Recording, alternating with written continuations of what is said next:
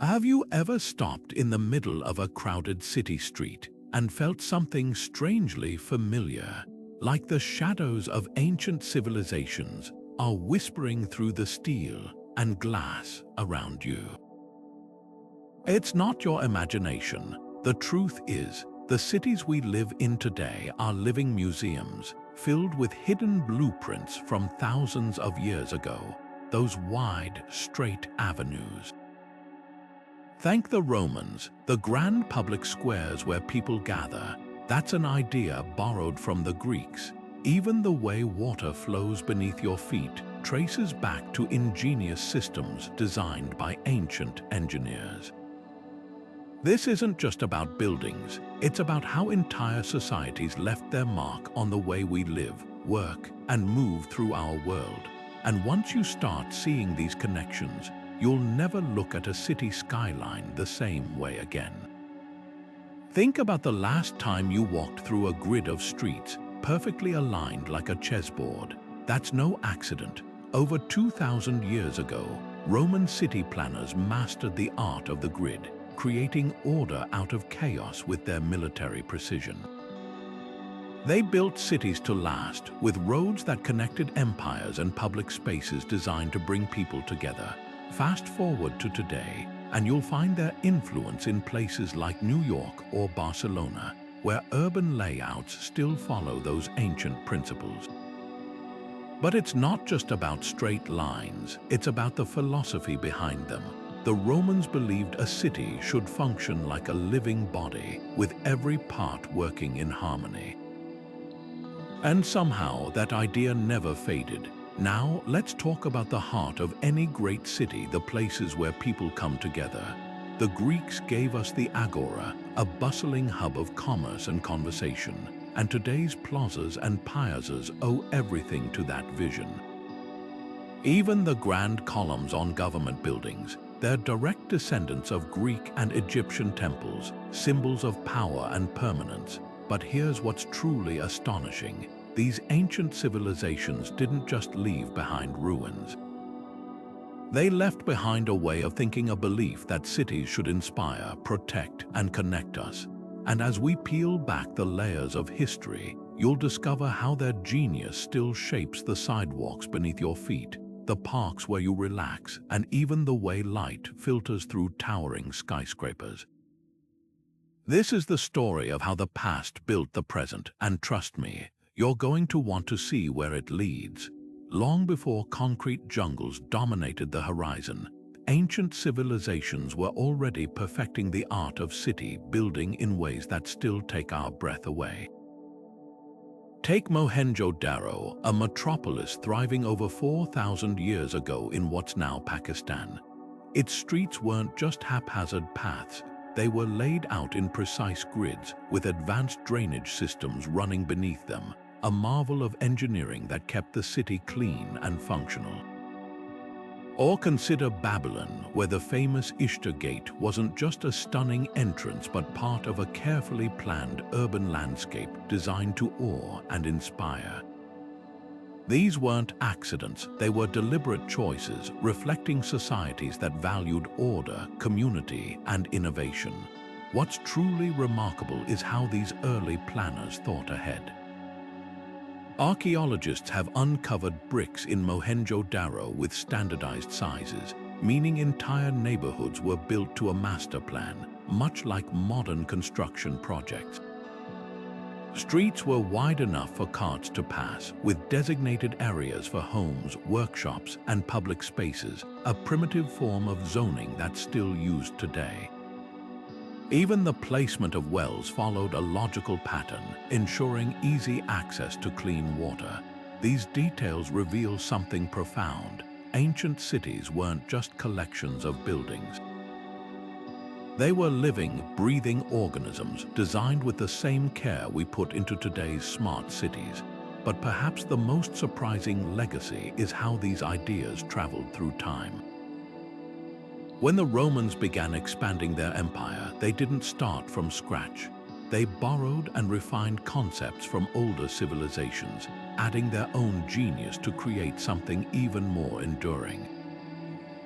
Those straight, well-paved roads that connected Rome to its territories, they echoed the orderly grids of much earlier cities, the aqueducts that brought fresh water to millions. A grander version of ancient drainage systems, it's a chain of innovation stretching back millennia, where each generation built on the wisdom of the past. And the next chapter, the Roman Empire's monumental contributions, would change urban planning forever. The Romans didn't just build cities, they engineered the very blueprint of modern urban life. Picture this, a sprawling empire connected by over 250,000 miles of roads, each one meticulously designed to last centuries. These weren't just dirt paths, they were layered masterpieces of gravel, sand, and stone, crowned with curved surfaces to channel rainwater away. That same innovation lives on in today's highways, where drainage and durability trace straight back to Roman ingenuity. But their genius didn't stop at transportation. Step into any major city, and you'll find echoes of their architectural prowess in the arches supporting bridges, the domes topping government buildings, and even the stadiums where crowds gather. The Colosseum wasn't just a spectacle, it was a lesson in crowd control, with its tiered seating and 80 entrances, a design so effective we still use it in modern arenas. Then there's the unsung hero of Roman urban planning, concrete. While we think of it as a modern material, the Romans perfected a recipe so resilient it's held up structures for 2,000 years, even underwater. Their secret, volcanic ash, which created a chemical reaction making their concrete virtually indestructible. Today, scientists are racing to replicate that formula for our own infrastructure, proving that ancient solutions can still outpace modern technology. But perhaps their most transformative gift was the concept of public health. The Cloaca Maxima, Rome's vast sewer system, wasn't just about waste removal, it was a declaration that cities should protect their citizens from disease. Fast forward to the 19th century, when London and New York faced cholera outbreaks, and it was Roman-inspired sanitation systems that finally turned the tide. And let's not forget the rhythm of daily life. The Roman Forum wasn't just a plaza, it was the heartbeat of the empire where politics, commerce, and culture collided. That idea of a central space fostering community shapes everything from Washington, D.C.'s National Mall to the town squares of Europe, even the radial streets fanning out from landmarks like the Arc de Triomphe. That's a direct nod to Rome's cosmic worldview, where roads symbolized order radiating from the center of power. But what's truly remarkable is how these elements fused into a single philosophy, that a city should serve its people, blending beauty, function, and endurance. While the Romans borrowed from those who came before, they refined these ideas into something timeless, a legacy etched not just in stone, but in the very DNA of how we live together. Now, shift your gaze from the grandeur of Rome to the sunlit hills of Greece, where an entirely different vision was taking root. Where Romans engineered efficiency, the Greeks sculpted ideals, spaces designed not just for utility, but to elevate the human spirit.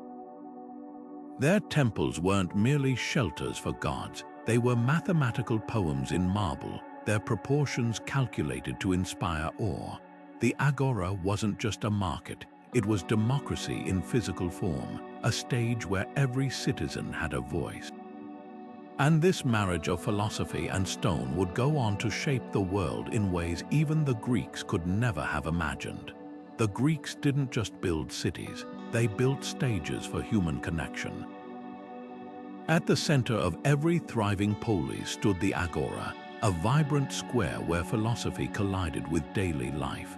Picture merchants haggling over olives, just steps from Socrates debating the nature of justice, while politicians rallied crowds under the open sky. This wasn't mere urban planning, it was democracy carved into stone. Fast forward 25 centuries, and you'll find that same energy in places like Madrid's Plaza Mayor or Tokyo's Shibuya crossing spaces designed to pull people together, proving the Greeks understood something timeless. Cities thrive when they create room for conversation, commerce, and collective spirit. But the real magic lay in their attention to scale. Unlike Roman grandiosity, Greek architects worked with human proportions, crafting theaters where a whisper on stage could reach the highest seat, an acoustic miracle achieved through mathematical precision. Those curved amphitheaters didn't just inspire modern stadiums, they taught us how to design for intimacy in massive spaces. Even their temples followed sacred geometry, with columns subtly tapered to counteract optical illusions, making buildings feel perfectly balanced to the naked eye. Today, that same obsession with harmony lives on in courthouses and capitals from Washington to Paris, where neoclassical facades whisper of ancient ideals. Yet the Agora's greatest legacy wasn't marble or columns, it was an idea. By placing markets beside government buildings and theaters, the Greeks wove commerce, politics, and art into a single tapestry. Walk through any modern downtown and you'll see that blueprint alive. Food trucks parked outside city halls, street performers near financial districts. It's a reminder that the most enduring cities aren't just functional, they're designed to spark unexpected connections. Now, shift your gaze from Greece's sunlit plazas to the sands of Egypt, where architecture took on a celestial scale. Where Greeks designed for dialogue, Egyptians built for eternity, pyramids aligning with stars, temples mirroring the Nile's floods. But beneath the monuments lay an equally ingenious urban blueprint.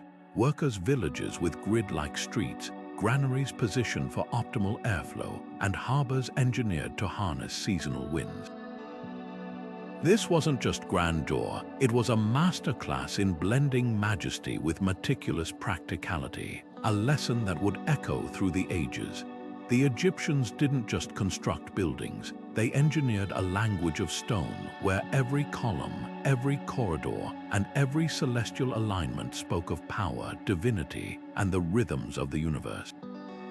Take the Great Pyramid of Giza, a marvel not just for its staggering height but for its precision.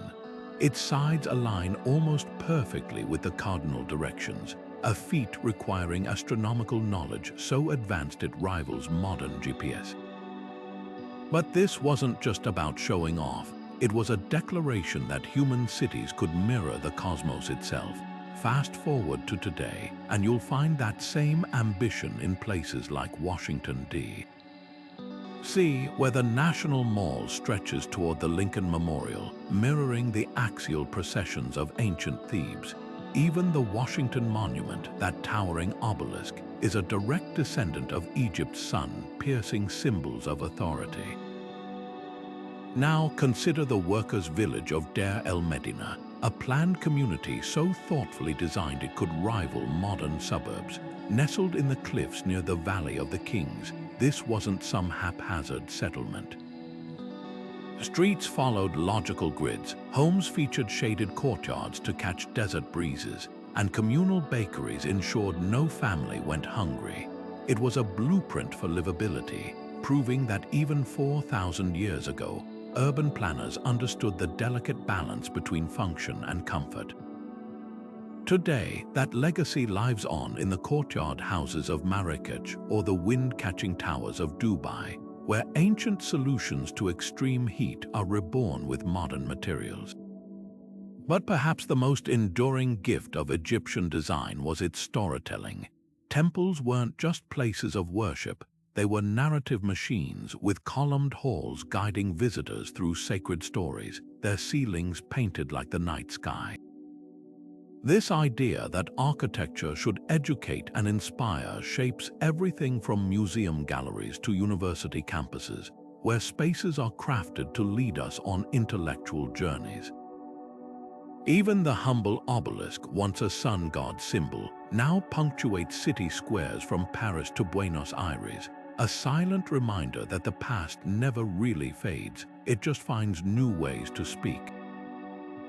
And then came the medieval world, where the grandeur of antiquity collided with the gritty realities of fortress walls and crowded alleys. If Egyptian cities were hymns to the heavens, medieval towns were survival manuals, adapting ancient brilliance to a world of sieges and plagues. Yet even in the shadow of castle ramparts, echoes of those older ideas persisted, waiting to be rediscovered. Medieval cities were like living puzzles, twisting and turning in ways that seemed chaotic until you realized there was method in the madness. Picture Venice's labyrinth of canals, where every narrow alley curved unexpectedly to confuse invaders, or Bruges' spiderweb of streets, designed to funnel traders toward its bustling central square. These weren't accidents, they were survival strategies. Without the Roman Empire's legions to protect them, medieval towns had to become fortresses in their own right, trading straight boulevards for maze-like layouts that slowed enemy advances. Yet even in this organic sprawl, whispers of ancient order persisted. Romanesque churches rose with arches borrowed straight from Roman aqueducts, while Gothic cathedrals soared with columns scaled to Greek ideals of perfection. But this organic growth came at a cost. As populations swelled within city walls, cramped conditions turned streets into breeding grounds for disease. Waste-clogged gutters meant for rain, and fires could leap from wooden house to house in minutes. It's no coincidence that when the Renaissance arrived, one of its first acts was to dust off ancient blueprints, reviving grids, widening streets, and proving that sometimes the old ways were the best ways. Yet medieval cities left their own legacy, the idea that a city's heart should be its public square.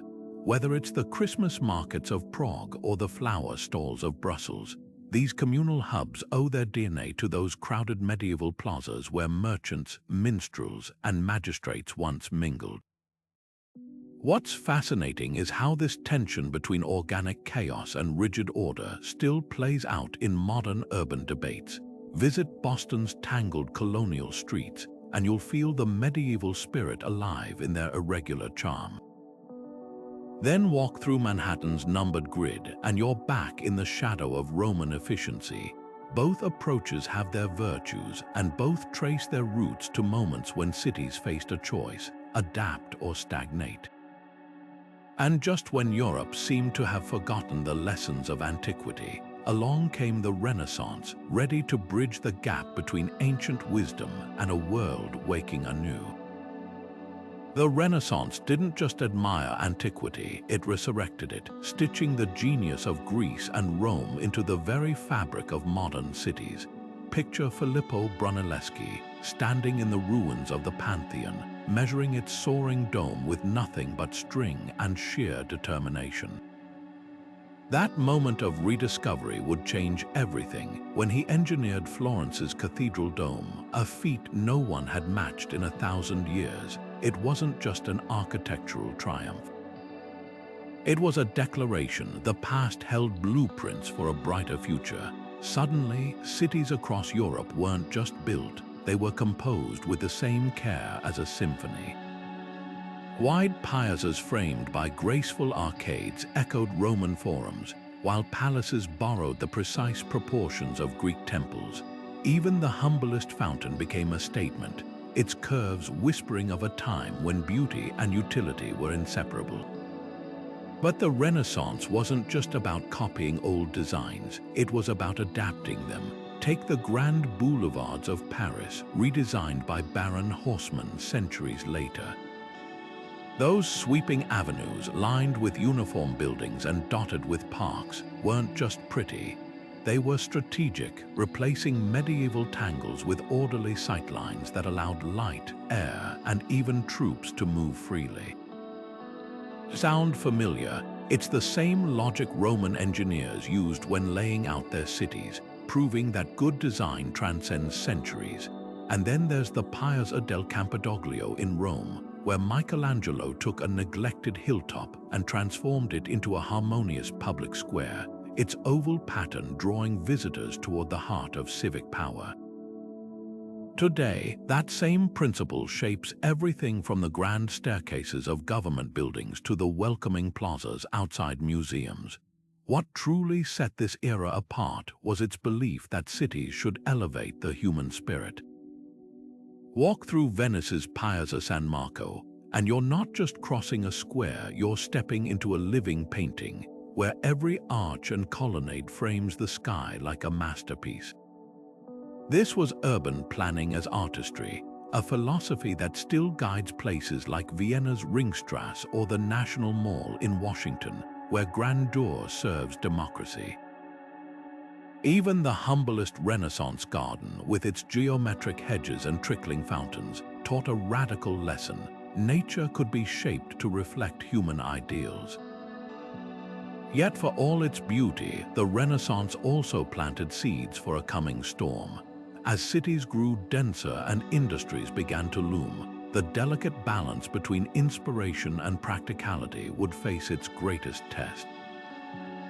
The very innovations that revived ancient wisdom, wider streets, cleaner water systems, would soon collide with the explosive demands of factories, railways, and millions seeking work. The age of smoke and steel was coming, and with it, a whole new chapter in the story of how we build our world. The Industrial Revolution didn't just change how we worked, it reshaped the very air we breathed, the streets we walked, and the homes we lived in.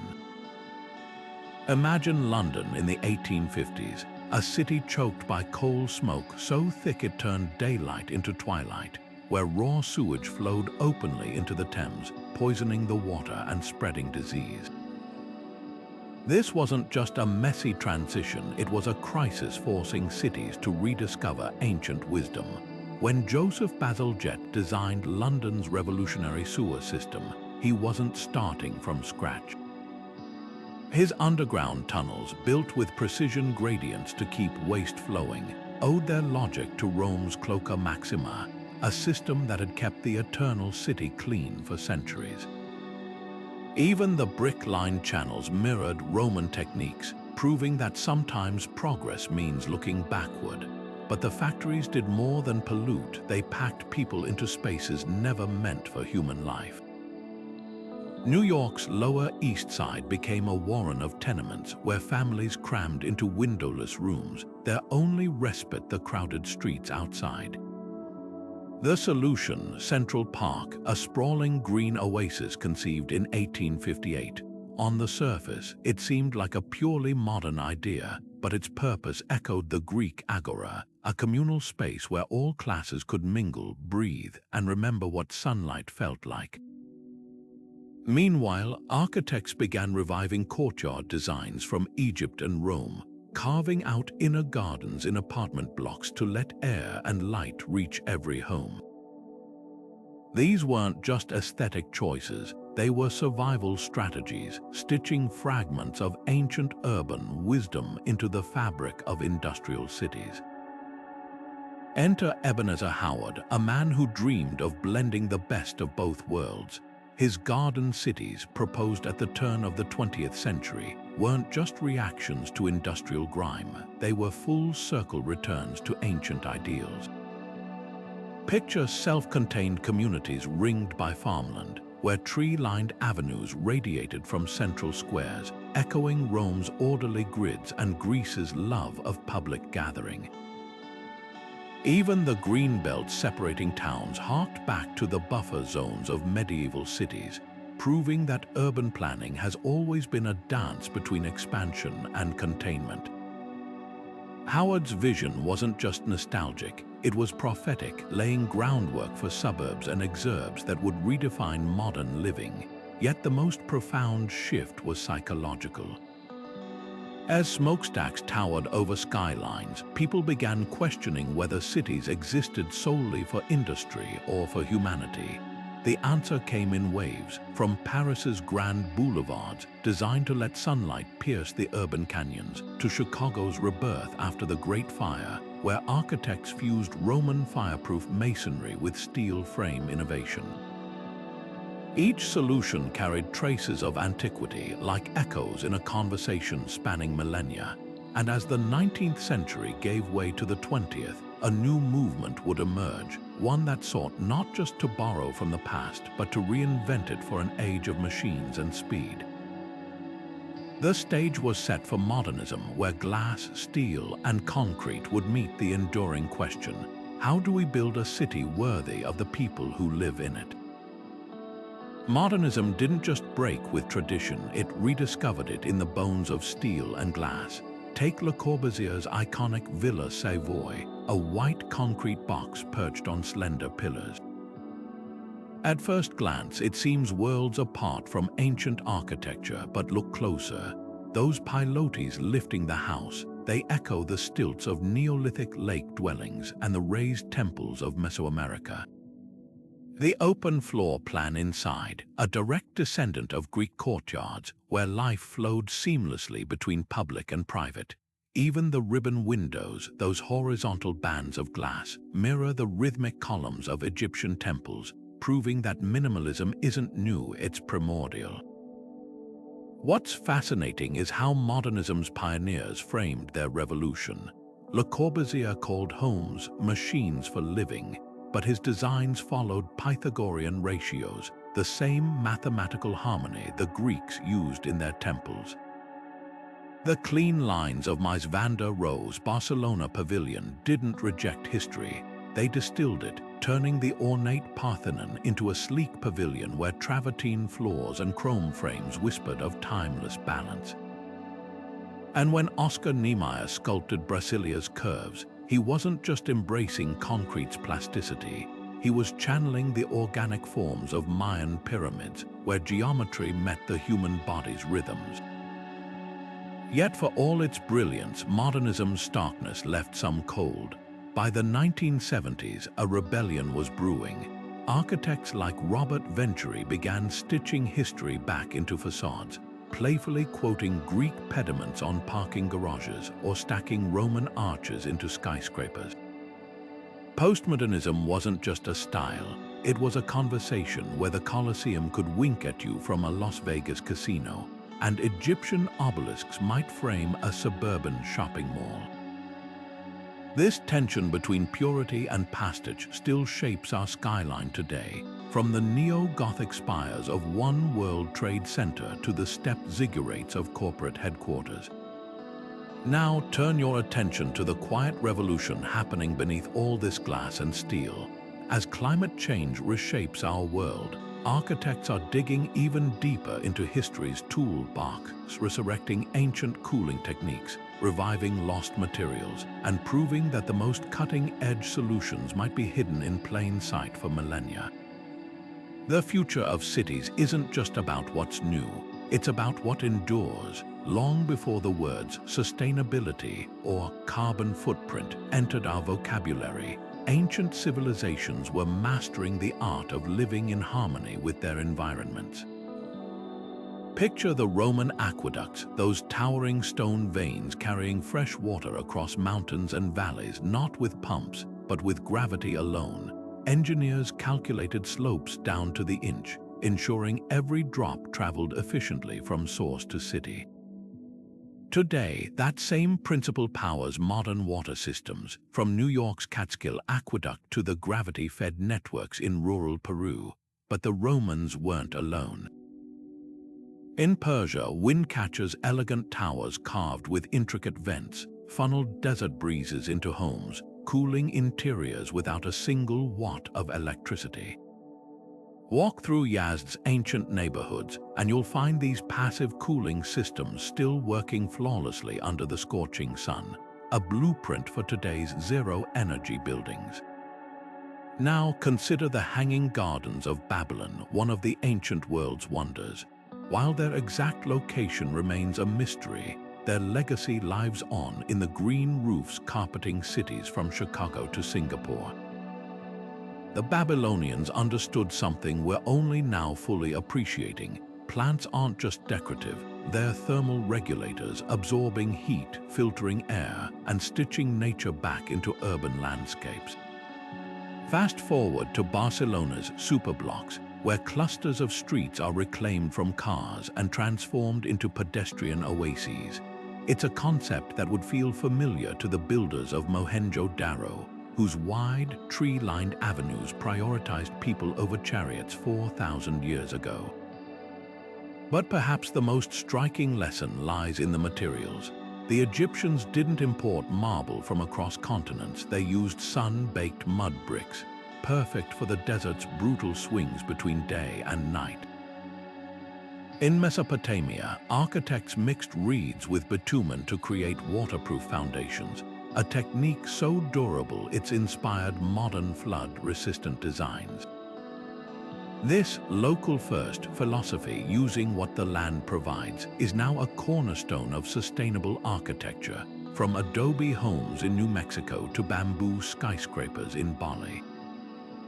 And then there's sacred geometry, the invisible thread weaving through all these innovations. When Greek temples aligned their columns to the golden ratio or Mayan cities mirrored constellations, they weren't just chasing beauty, they were encoding the rhythms of nature into stone. Today, scientists confirm what the ancients intuited. Fractal patterns in Islamic tilework optimize airflow, while the spiral layouts of ancient Chinese cities minimized wind resistance. Even the circular shape of indigenous pit houses found from North America to Siberia proves more energy efficient than square designs. These weren't accidents, they were the result of millennia of observing how form and function dance together. As we face rising temperatures and dwindling resources, the past isn't just a curiosity, it's a catalogue of proven solutions. The challenge isn't inventing new technologies, but remembering old ones. From the way Angkor Wat's Moors managed monsoons to the underground cisterns of Constantinople that stored rainwater for droughts, ancient cities were built to endure. They remind us that sustainability isn't a trend, it's a tradition. And as we reimagine our cities for an uncertain future, their wisdom whispers a simple truth: the greenest innovations might already be carved in stone. Sacred geometry wasn't just about beauty, it was a language of the universe whispered in stone and sky. Take the Parthenon, where every column leans slightly inward, its curves calculated to counter optical illusions so the temple would appear perfectly straight to the human eye. This wasn't vanity, it was reverence. The Greeks believed mathematical harmony, like the golden ratio found in seashells and galaxies, should govern their architecture, binding Earth to the cosmos.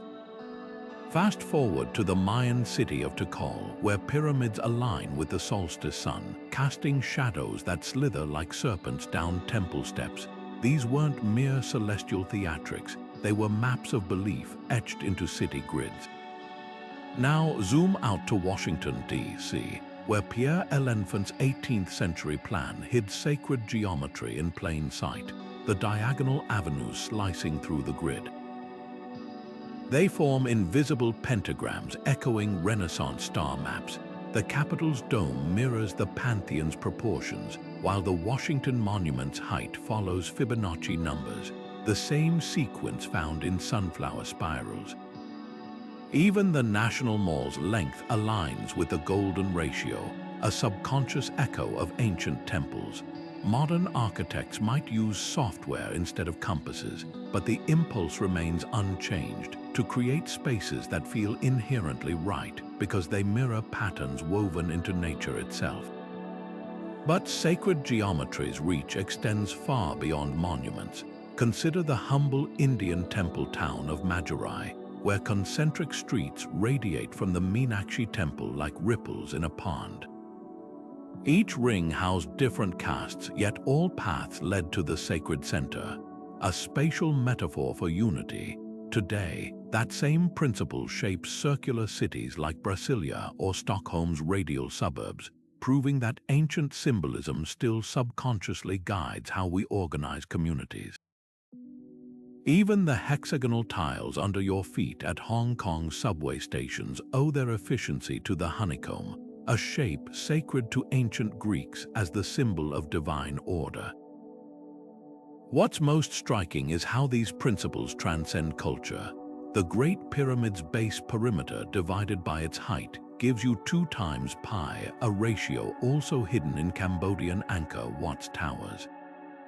Hindu mandalas, Islamic tilework, and Gothic rose windows all share a secret: their geometric prayers using shape to connect the mundane to the infinite. And when modern architects like Le Corbusier designed modular apartments based on human proportions, or when Zaha had draped buildings in fractal curves, they weren't rejecting tradition. They were updating an eternal dialogue between math and meaning. This obsession with cosmic order even shaped everyday life. Roman military camps were perfect squares, divided by cross streets called Cardo and Decumanus, lines aligned with sunrise and sunset. Medieval cathedrals encoded biblical numbers in their pillars, while Chinese forbidden city courtyards followed the Baghua's 8 trigrams. Everywhere, from Aztec Tenochtitlan's ceremonial axis to the concentric rings of Dubai's Palm Islands, humanity has whispered the same question into blueprints: how do we build not just for bodies but for souls?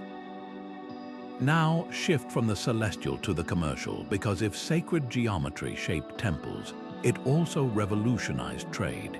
The same principles that guided pilgrims to holy sites would soon draw shoppers through bustling bazaars, proving that divine ratios could turn a profit too. From the souks of Marrakech to the mall atriums of Minneapolis, the dance between sacred space and marketplace is far older than you might think. The marketplace has always been more than just a place to buy bread or barter goods. It's where cities come alive. Step into the shadow of Athens' Stoa Poikile, a colonnaded walkway framing the Agora, and you'd find philosophers debating beside fishmongers, politicians glad-handing next to potters.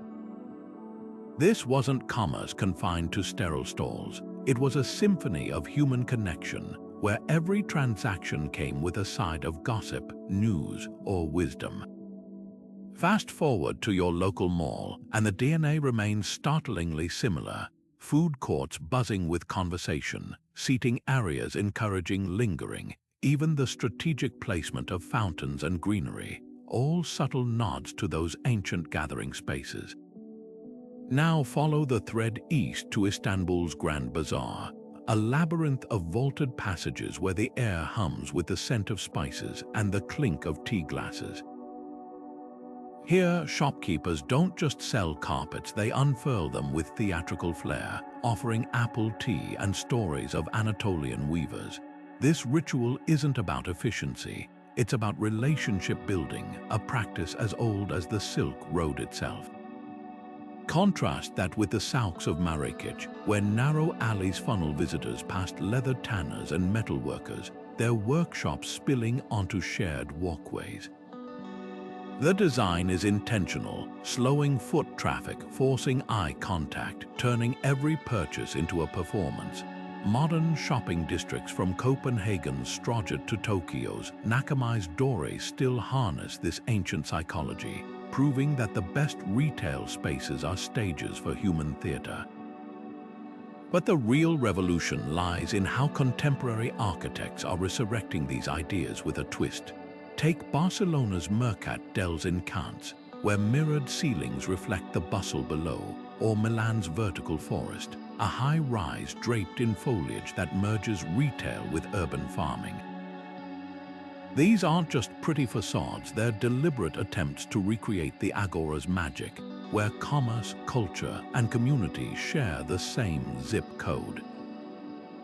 Even the humble food hall, with its communal tables and open kitchens, owes its DNA to Roman thermopolia, those ancient snack counters where patrons gulped wine and swapped rumors. What's fascinating is how these designs subtly shape behavior. Studies show shoppers linger longer and spend more in spaces with natural light, water features, and seating, all elements pioneered in Greek and Persian markets millennia ago.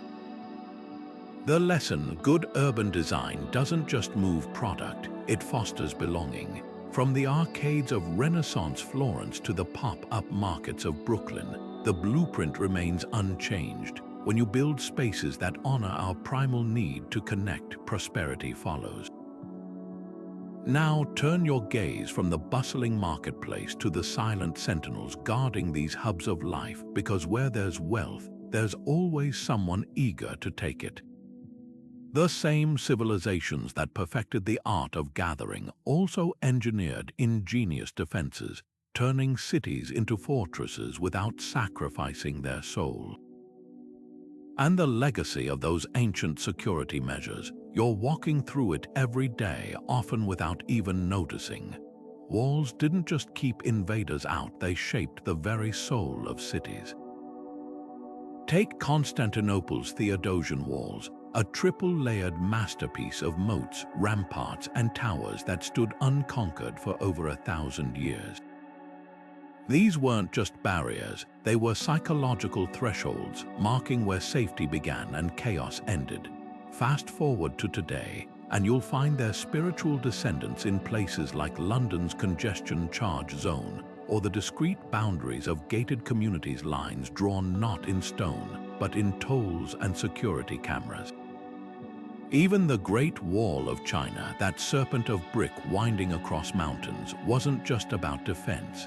It funneled trade through controlled gates, taxing goods and ideas alike, a principle alive in modern customs checkpoints and visa policies. But walls were never just functional. Walk through any medieval city gate and you'd pass under carvings of saints or lions, symbols shouting, "This place matters." That same theatricality lives on in the soaring arches of Paris's Porte Saint-Denis or the neon-lit gateways of Tokyo's entertainment districts. And what were moats if not early green belts? The water surrounding England's York Castle now sparkles with swans and paddle boats, while Amsterdam's concentric canals, originally defensive rings, double as UNESCO-listed postcard backdrops. Defense and beauty, it turns out, have always been tangled together. Yet the most enduring legacy might be how walls shape identity. When Berlin's wall fell in 1989, it wasn't just concrete crumbling. It was two halves of a city remembering they belonged together. Today, remnants of that division linger in cobblestone lines tracing where the barrier once stood, a ghostly reminder that borders aren't just physical. They're stories we tell ourselves about who's inside, who's outside, and why. Now, follow the water's edge, because if walls were cities' armor, waterways were their lifeblood. From the Nile's predictable floods feeding Egyptian granaries to Venice's canals carrying merchants straight to doorsteps, civilizations didn't just settle near water. They engineered it, bending rivers to their will with an ingenuity that still quenches our thirst today. Water has always been the silent architect of civilization, shaping where we settle, how we build, and who thrives. Picture the Romans bending gravity to their will, carving channels through mountains to deliver fresh water across their empire. Those aqueducts weren't just feats of engineering, they were lifelines turning arid hills into bustling cities. Fast forward to modern Amsterdam, where centuries-old canals now double as flood buffers, their cobbled banks secretly engineered to expand during heavy rains. Or look to Singapore, where Marina Barrage's futuristic gates blend Dutch dike technology with Angkor Wat's ancient reservoir systems, proving that the best solutions are often timeless. But the real magic lies in how water shapes urban identity. Seoul's Cheonggyecheon stream, once buried under concrete, was resurrected in 2005 as a ribbon of blue winding through skyscrapers. This wasn't just urban beautification, it was a homecoming. For centuries, Korean cities were planned around chun, or streams, believed to channel both water and cosmic energy. Today, those same principles guide cities from Zurich to Los Angeles, where long-buried rivers are being unearthed, not just for ecology, but for the soul of the city. Now consider the political power hidden in every drop. In ancient Rome, public fountains weren't just utilities, they were propaganda. By offering free water to all citizens, emperors showcased their benevolence, a tactic mirrored in modern mayors who prioritize green spaces and clean drinking water. Meanwhile, Venice's entire existence was a negotiation with the sea, its canals reflecting a society built on trade and tides. Even the humble stepping stones of Kyoto's gardens carried messages, their placement dictating whether visitors approached with humility or pride. The lesson, water management was never just about survival. It was about control, prestige, and the delicate balance between humanity and nature. And as climate change reshapes our world, these ancient dialogues are more relevant than ever. Whether it's Las Vegas recycling every drop in a desert or Copenhagen designing streets that turn into temporary canals during storms. The next time you turn on a tap or stroll along a waterfront, remember, you're walking in the wake of civilizations who understood that to master water is to master destiny.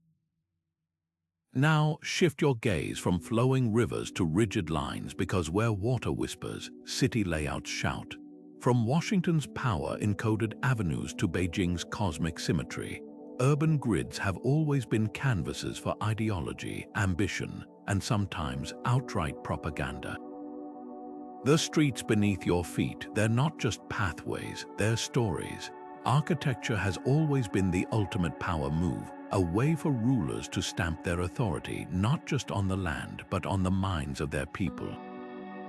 Take the Great Pyramid of Giza, a mountain of stone built to make pharaohs immortal. Its sheer size wasn't just about grandeur, it was a calculated message. This king is a god, and his reach touches the stars. Fast forward to Napoleon's Paris, where wide boulevards weren't just for strolling. They were designed so cannon fire could suppress rebellions, while statues of emperors loomed at every turn. Even the Nazis, despite their horrors, understood this language. Albert Speer's unrealized Germania plans borrowed Rome's colossal scale, with a triumphal arch dwarfing the Arc de Triomphe and a domed hall big enough to swallow St. Peter's. The goal, to make fascism feel inevitable, carved into the very bones of the city. But propaganda isn't just the tool of tyrants. Brasilia, Brazil's modernist capital, was sculpted to embody democracy. Oscar Niemeyer's swooping government buildings perched like white birds taking flight were meant to signal transparency and progress. The city's axial layout, with ministries aligned like spokes on a wheel, whispered of equality and order.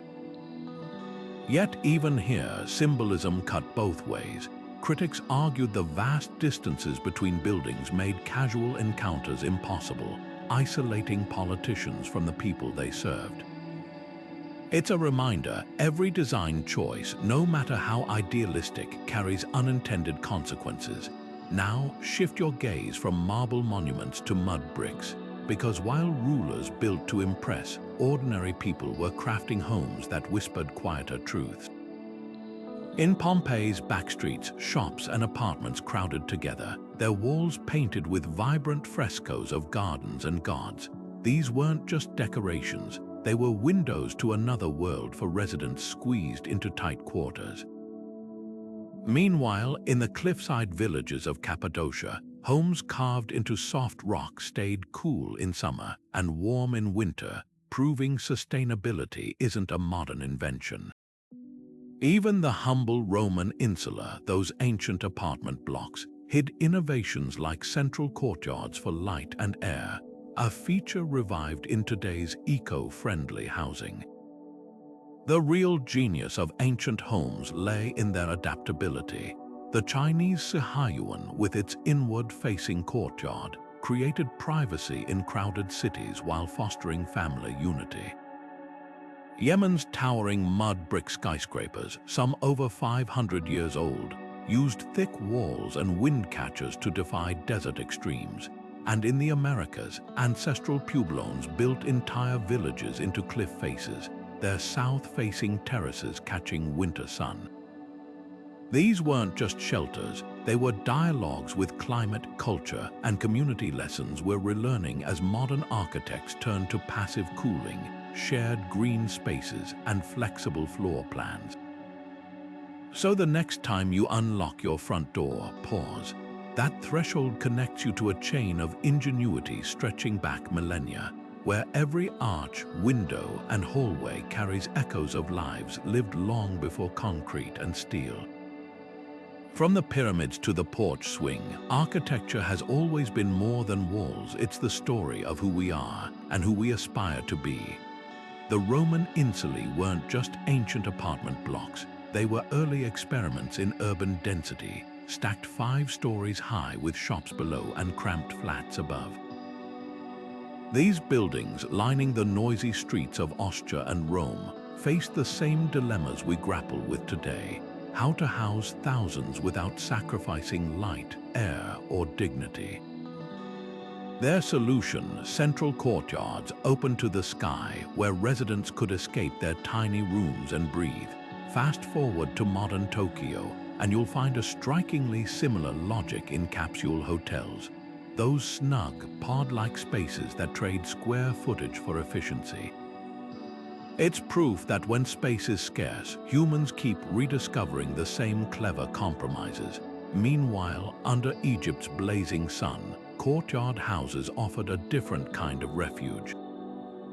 Thick mud brick walls shielded interiors from heat, while open-air atriums funneled cool breezes and dappled light into every corner. This wasn't just architecture, it was climate control carved from the land itself. Today, Barcelona's superilles, those car-free superblocks, echo this philosophy, turning streets into shared courtyards where kids play and neighbors chat under the Mediterranean sky.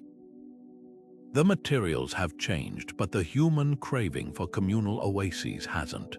What's fascinating is how these ancient designs reveal universal truths about living together. The Romans crammed insulae with working families, their wooden balconies creaking under the weight of hanging laundry, a scene not so different from New York's early tenements or Hong Kong's neon-lit tower blocks. And just as Roman landlords often neglected fire escapes, modern high-rises sometimes forget that height shouldn't mean isolation. Yet amid the steel and glass, traces of those old instincts survive.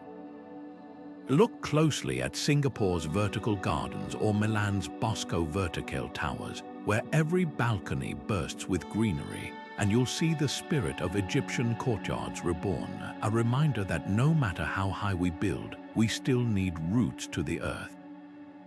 The real shift came with elevators and steel frames, technologies that let cities shoot upward like never before.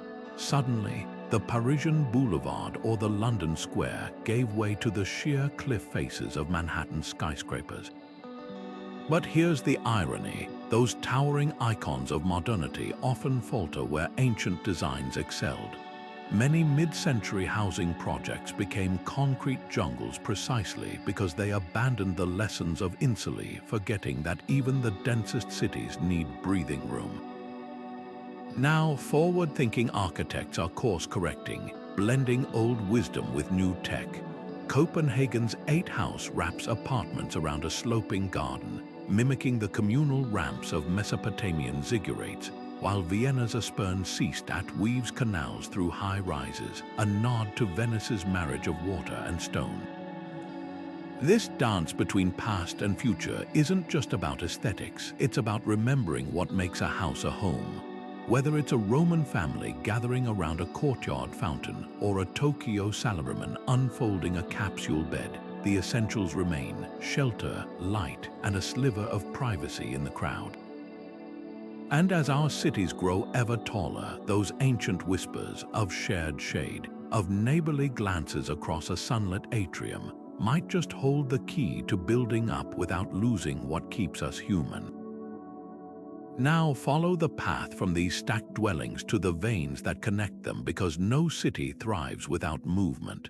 Long before subway maps lit up smartphones, civilizations were engineering transport networks so ingenious their fingerprints still guide our morning commutes today. The Appian Way wasn't just a road, it was a revolution in motion. Stretching over 300 miles from Rome to the port of Brindisi, this engineering marvel wasn't paved with simple stones. Roman builders layered crushed rock, gravel, and volcanic cement into a spongy foundation that flexed under heavy carts, then topped it with interlocking basalt slabs angled to shed rainwater. Sound familiar? Modern highways use nearly the same recipe, swapping volcanic ash for petroleum-based asphalt but keeping that genius gradient for drainage. What's astonishing isn't just the durability. Some original stretches still bear wheel ruts 2,000 years later, but the vision behind them. These roads weren't mere paths. They were threads stitching together an empire, allowing legions to march 30 miles a day and news to travel faster than ever before. Now shift your gaze east to the Silk Road, where caravans didn't just move goods, they moved ideas. Picture a 14th century trader in Samarkand, haggling over Chinese porcelain beside a Persian astrolabe, while a Byzantine merchant unfurled bolts of Tyrian purple dye. This wasn't commerce, it was globalization's first draft, with rest stops evolving into cosmopolitan hubs like Kashgar's bazaars, where languages and religions swirled together. Today's high-speed rail lines follow those same ancient rhythms, connecting Dubai to Delhi or Paris to Prague with stations that have become micro-cities unto themselves. Even the humble roadside motel owes its existence to Silk Road caravanserais, those fortified inns offering weary travelers food, fresh camels, and a safe place to sleep.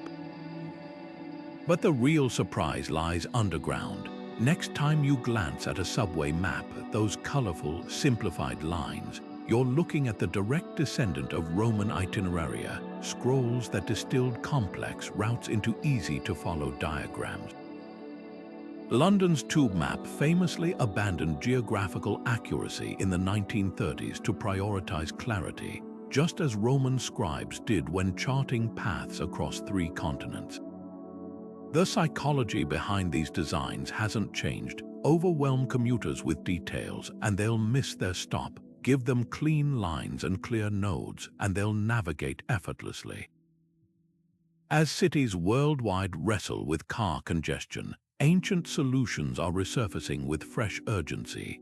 Copenhagen's bicycle superhighways, elevated like Roman viaducts, now carry 35% of all commuters. Bogotá's Transmilenio buses glide down dedicated lanes inspired by the Appian Way's military priority system.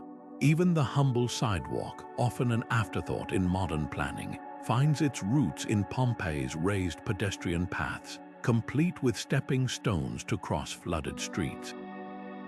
The lesson: mobility isn't just about speed. It's about designing flows that serve everyone, from senators to slaves.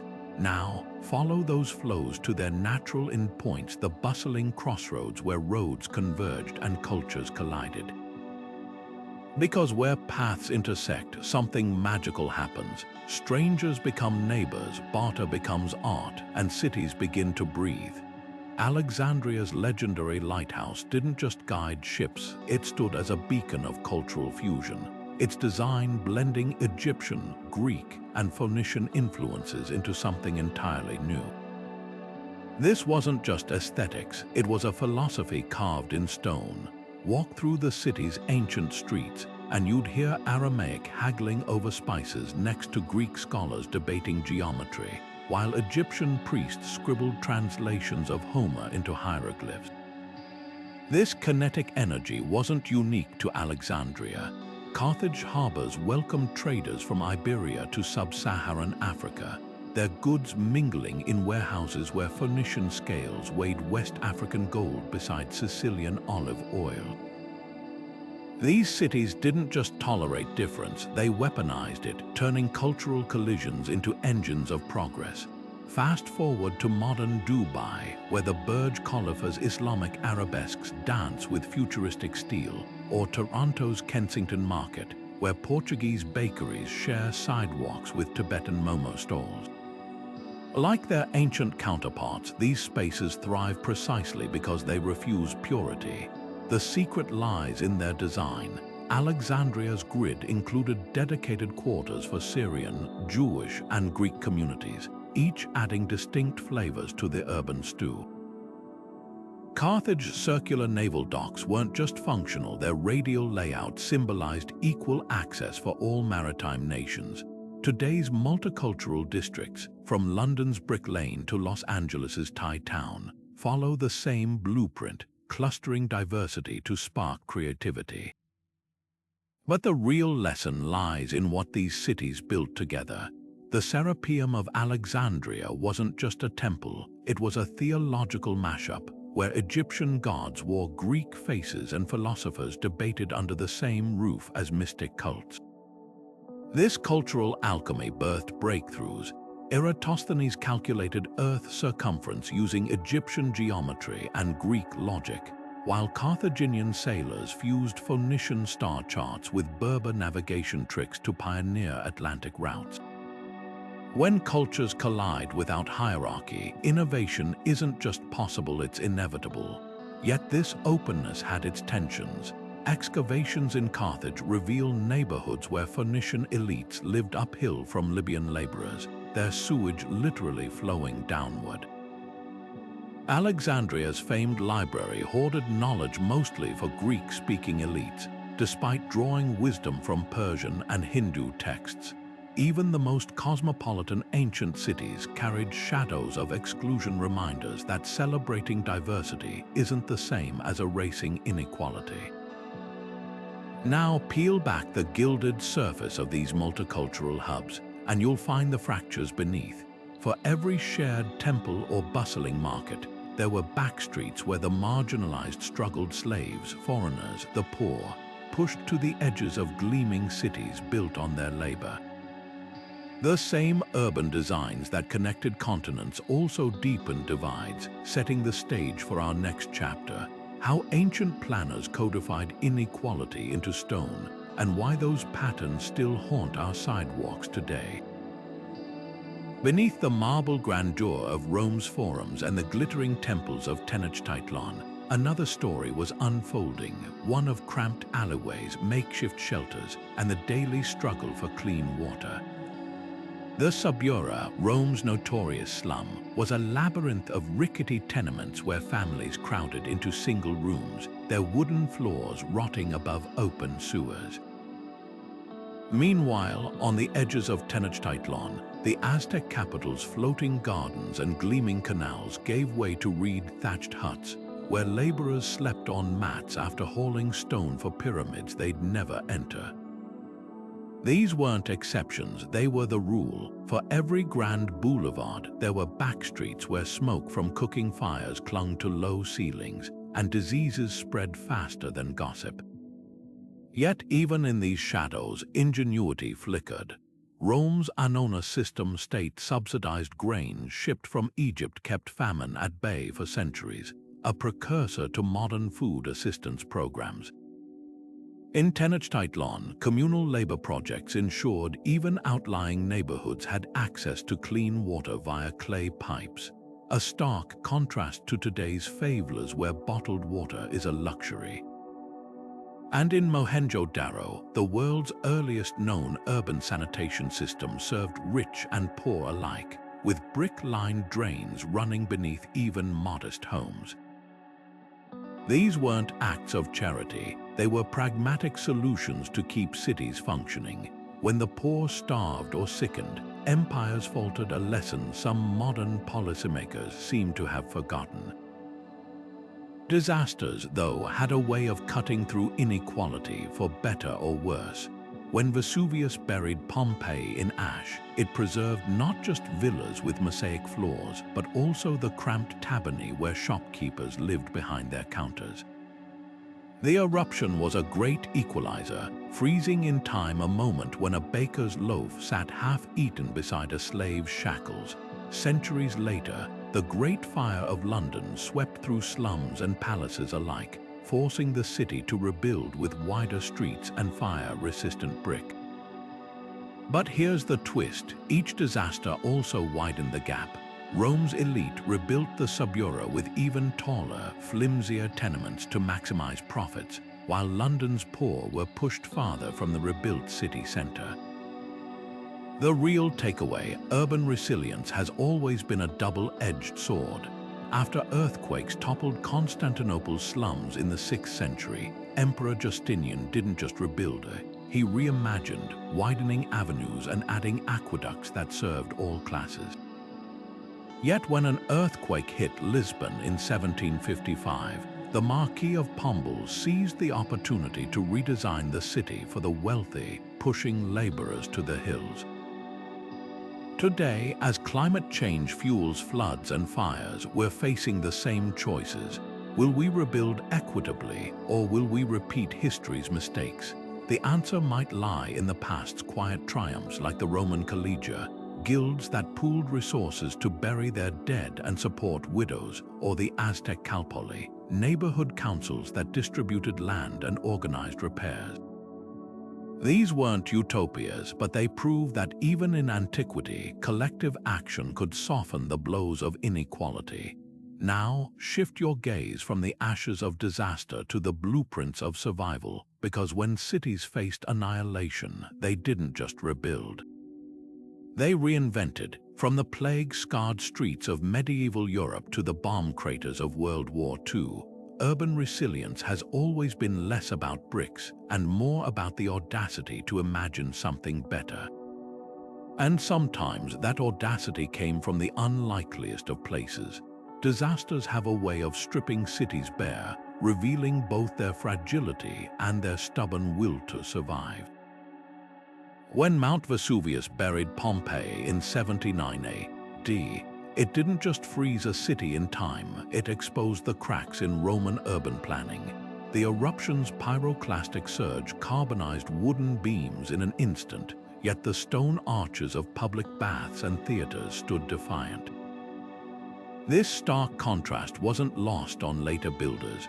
By the time the Great Fire of Rome scorched the city 6 years later, Emperor Nero had already been experimenting with fire-resistant materials like volcanic stone and spaced-out porticos to slow flames.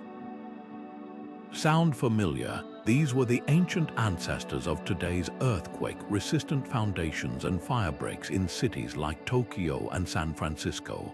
But resilience isn't just about materials, it's about memory. After Lisbon's devastating earthquake of 1755, architects redesigned the city with widened streets and anti-seismic gaola cage construction, wooden frameworks inside walls that flexed during tremors. Centuries later, Japan's skyscrapers would incorporate similar shock-absorbing principles, proving that disaster responses echo across time. Even New Orleans' post-Katrina elevation of homes onto stilts mirrors solutions from ancient Mesopotamia, where flood-prone cities like Ur built ziggurats as refuges from rising waters.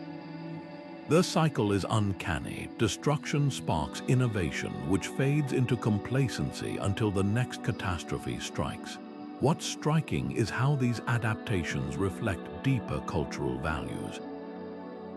When Chicago rose from its Great Fire of 1871, it didn't just rebuild, it reimagined itself as the birthplace of the skyscraper, using steel frames to defy future flames. Meanwhile, Mexico City's response to its 1985 quake included community-led rescue brigades and stricter building codes, blending modern engineering with ancestral traditions of collective action. These choices reveal a truth. How a city rebuilds tells you more about its soul than how it fell.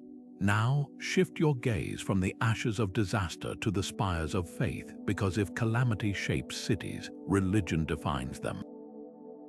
From the celestial alignments of Egyptian temples to the cathedral squares of medieval Europe, urban landscapes have always been canvases for the divine. And the fingerprints of those sacred blueprints, they're everywhere you look, even in the most secular of modern cities. Towering above modern skylines, sacred spaces have always claimed their place in the urban tapestry, not just as relics of the past, but as living anchors of identity. Look at Athens, where the Parthenon still dominates the Acropolis, its marble columns framing the city like an ancient compass. Even now, strict zoning laws prevent any building from surpassing its height, a silent tribute to ideals that shaped Western civilization. This isn't just nostalgia, it's urban psychology in action. By preserving sightlines to these spiritual landmarks, cities whisper a powerful message. Some values transcend time, even in secular societies. Now fast forward to Dubai's Sheikh Zayed Grand Mosque, where 21st century engineering meets Islamic artistry. Its 82 domes glow under LED lights programmed to mirror the moon's phases, while the prayer hall's hand-knotted carpet, the world's largest, unrolls toward a Qibla wall inlaid with gold leaf. What's fascinating isn't just the scale, but the symbolism. Despite Dubai's hyper-modern skyline, the mosque's central position and height restrictions echo the same principles that guided medieval cathedral towns, where steeples were the tallest structures by divine decree. Yet this dance between sacred and secular isn't always harmonious. In Jerusalem, the clash of temple mounts and market stalls has sparked tensions for millennia. The Western Wall's ancient stones loom over bustling alleyways where vendors hawk souvenirs, a jarring juxtaposition of piety and commerce. Similarly, ideas contested sacred site became a flashpoint where history, faith, and urban planning collided with seismic consequences. These aren't just land disputes, they're battles over who gets to shape a city's soul. The real frontier lies in blending ancient reverence with cutting-edge innovation. Take Singapore's Kampung Admiralty, a public housing complex that stacks a rooftop temple above medical clinics and hawker stalls. Or Copenhagen's Grundtvigs Church, where expressionist brick spires house solar panels alongside traditional altars. Even Saudi Arabia's NEOM project envisions AI-guided prayer spaces alongside its futuristic linear city. The lesson, sacred architecture isn't fading, it's evolving, finding new ways to ground us in tradition while reaching for the stars. As drones deliver packages and holograms replace billboards, one question lingers: can cities designed for algorithms still make room for the divine? The answer might lie in Kyoto, where thousand-year-old Shinto shrines nestle between glass towers, their wooden torii gates framing augmented reality displays. Or in Mexico City, where the Basilica of Guadalupe's Tilma relic now sits behind bulletproof glass, streamed live to millions. The future of sacred space isn't about choosing between old and new, it's about weaving them together, creating urban fabrics where faith and progress share the same skyline.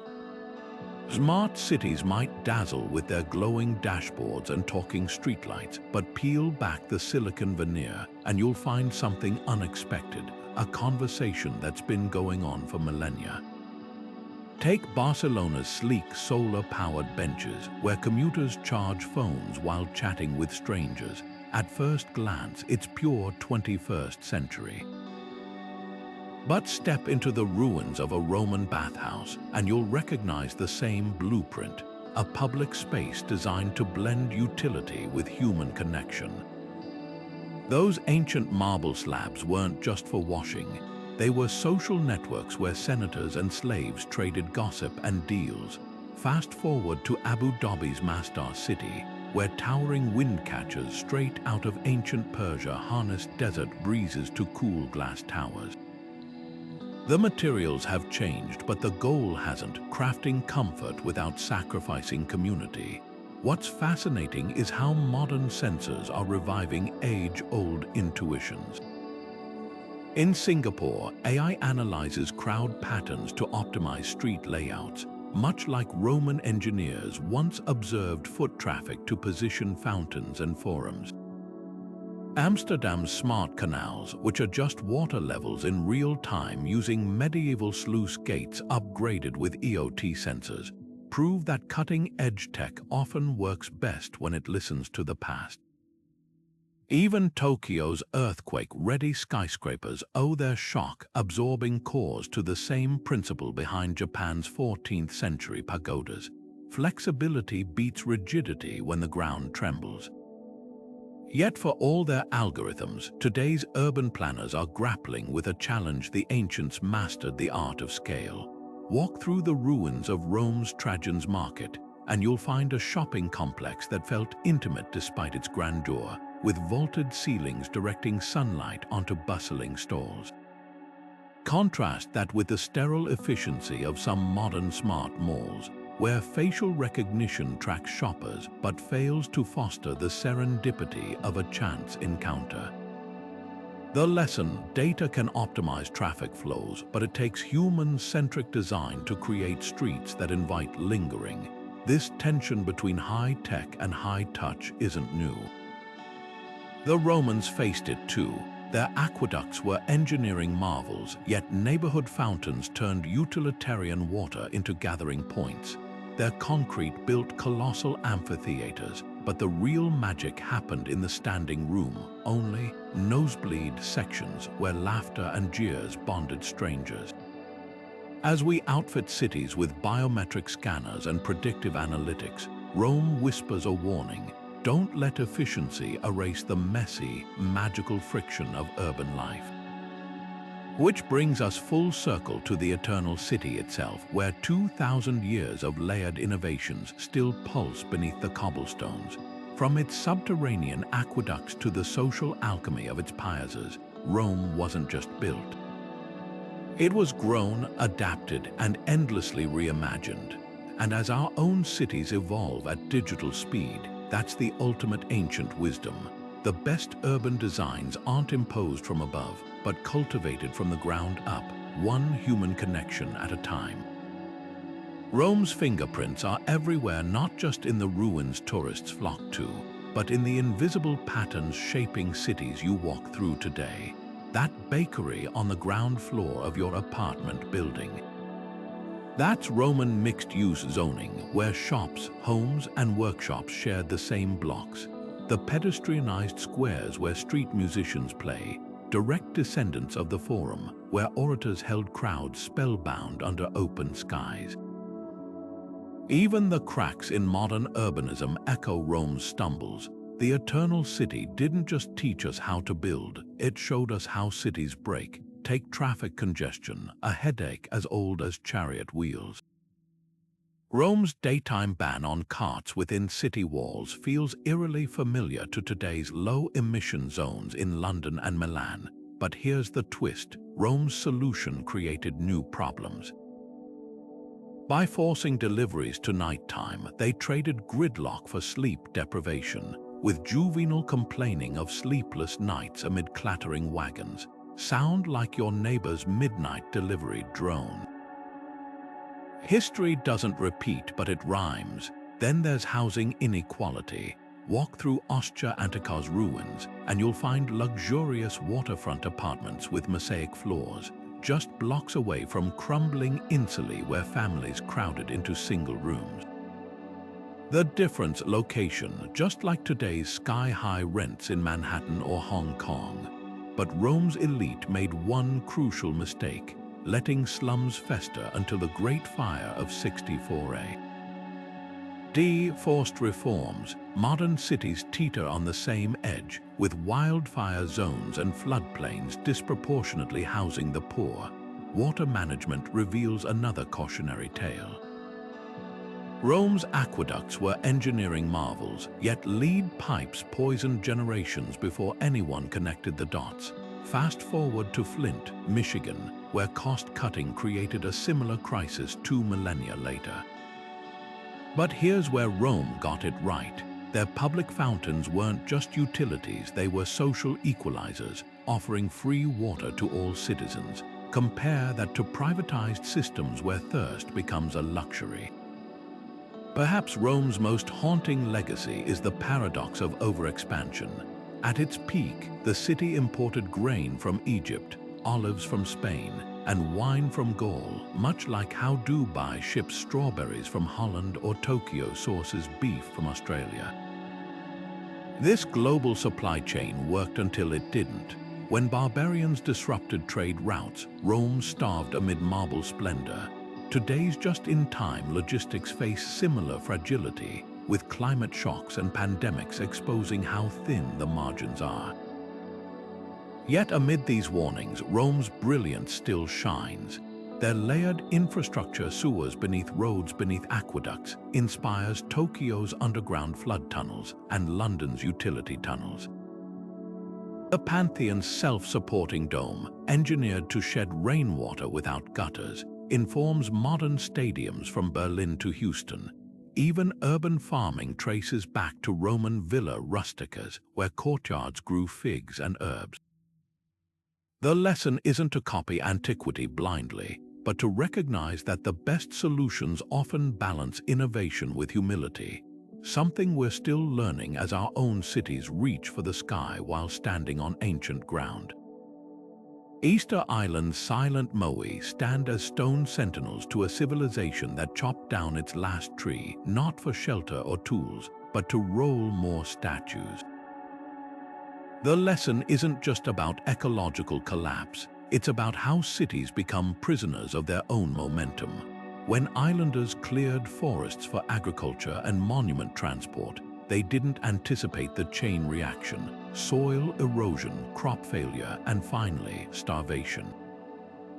Fast forward to modern deforestation in the Amazon, where rainforests vanish for cattle ranches and soy fields, and the parallels are unnerving.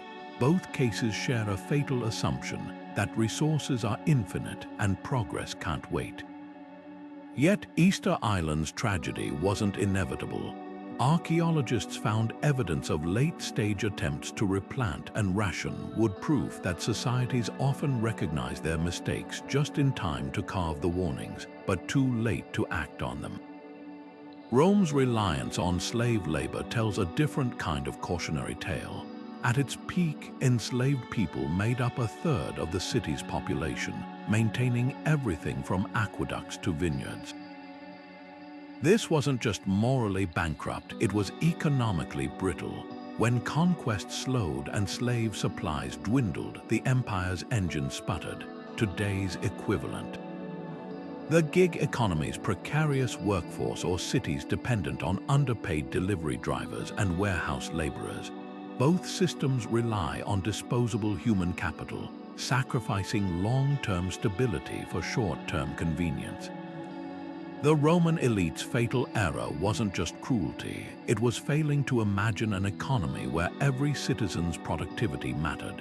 Sound familiar? Yet history isn't just a catalogue of failures, it's also a playbook for resilience. Constantinople's legendary Theodosian walls didn't just repel invaders for 1,000 years, they were part of a holistic survival strategy. During sieges, the city's vast underground cisterns, some holding 80,000 cubic meters of water, kept taps flowing. Grain stockpiles in public granaries warded off famine, while hospitals pioneered quarantine protocols during plagues. These weren't ad hoc fixes, they were systemic buffers against chaos. Modern equivalents, like Singapore's water recycling plants or Tokyo's earthquake-ready infrastructure, prove that ancient wisdom scales. But Constantinople's real masterstroke was adaptability. When the Fourth Crusade sacked the city in 1204, survivors didn't just rebuild walls, they reinvented trade routes, embracing new allies and technologies to rise again.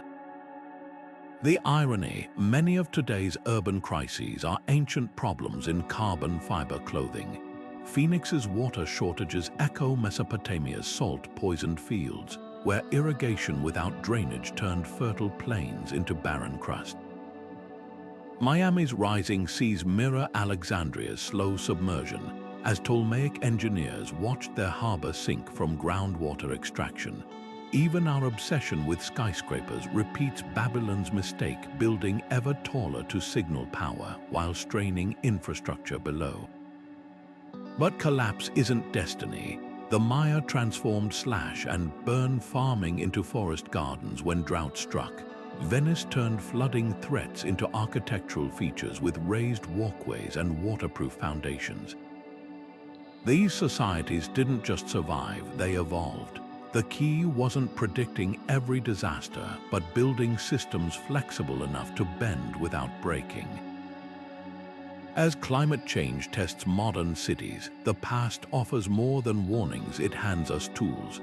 Dutch engineers now study ancient Mesopotamian qanats, underground channels that tapped mountain aquifers without pumps. Mexican architects revive Mayan, Choltons, limestone cisterns that stored monsoon rains for dry seasons. Even New York's flood barriers borrow from the same principles as the Nile's silt-replenished farms. Work with nature, not against it. The future won't look like a retro-futurist fantasy of domed cities or floating megastructures. It'll resemble something far more familiar, a patchwork of ancient wisdom and bleeding-edge innovation. Imagine solar panels styled after Roman tile roofs, or AI traffic systems modeled on Inca relay runners. Picture vertical farms echoing Babylon's hanging gardens, or disaster response drones inspired by carrier pigeons that saved besieged cities. The most radical urban designs might not be the ones that reject history, but those that rediscover it with a twist. After all, the wheel wasn't invented once, but hundreds of times, wherever civilization needed to roll forward. Our cities might just follow the same path. From the sun-baked bricks of Mohenjo-Daro to the solar-paneled rooftops of Copenhagen, every city is really a palimpsest layer upon layer of human ingenuity whispering across time. Those narrow alleyways in Barcelona that stay cool without air conditioning, they're using the same wind-channeling tricks Persian architects carved into desert cities 3,000 years ago. The high-tech water recycling systems in Singapore, they're modern echoes of the stepwells that sustained Indian communities through droughts for centuries. Even the humble park bench where you eat lunch might owe its placement to principles laid down in Vitruvius's ancient architectural manuals, where he dictated that public seating should face walkways to encourage conversation. What's astonishing isn't just how often we've reinvented the wheel, it's how often we've forgotten we already invented it. Take the new trend of green roofs. When archaeologists unearthed Viking longhouses in Scandinavia, they found something familiar: sod roofs bursting with wildflowers, insulating homes in winter and cooling them in summer. Or consider cobblestone streets, once dismissed as quaint relics until studies proved their porous surfaces reduce flooding better than concrete. The past isn't just a museum, it's a toolbox we keep reopening, marveling at solutions that were there all along. Yet this isn't about nostalgia.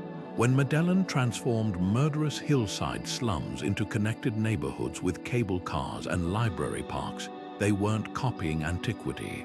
They were completing a thought the Greeks began when they designed amphitheaters into hillsides. Today's urban farmers planting tomatoes on Brooklyn rooftops are answering a question the Babylonians first asked: how do we feed millions without wasting an inch? The most visionary cities aren't those that reject history, but those that listen to its quietest lessons, like Zurich's tram system, following the same routes as medieval cattle paths, or Tokyo's disaster-proof buildings borrowing flexibility from ancient pagodas that swayed through earthquakes. So the next time you stroll through your city, play a game, spot the ancient hiding in plain sight. That apartment complex with a central courtyard, say hello to the Roman insula. The leafy boulevard designed for Sunday strolls, tip your hat to the Persian paradise garden. Even the chaos of a bustling food truck park carries DNA from Silk Road caravanserais, where traders swapped spices and stories under the stars. Urban planning isn't just about concrete and steel. It's about the choices we make to honor or ignore the wisdom under our feet. As we face climate crises and housing shortages, the blueprints for resilience might not be in some futuristic lab, but in the ruins we've overlooked. Maybe the real smart cities won't be the ones with the flashiest tech, but those humble enough to learn from the past while building for tomorrow. After all, the greatest civilizations left us more than statues and temples. They left us maps for how to live together. All we have to do is